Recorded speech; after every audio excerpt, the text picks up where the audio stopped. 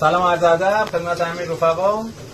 خدمتتون عرض کنم رفقا، یه وقت مثلا توی گنج کفتر گرفتن، مخصوصا موقع کفتربازی شاید کفتر به مشکلی بخوره، تیزه‌هاش بشکن. مثلا الان این کفتر، این ما تیزه‌هاش الان کامل شکسته. خب قبلا این کفتر تیزه‌ها رو می‌کشیدیم، ولی الان یه چند سالیه با بخار آب اینو کاملا تامین میشه، یعنی این معجزه عمل میکنه.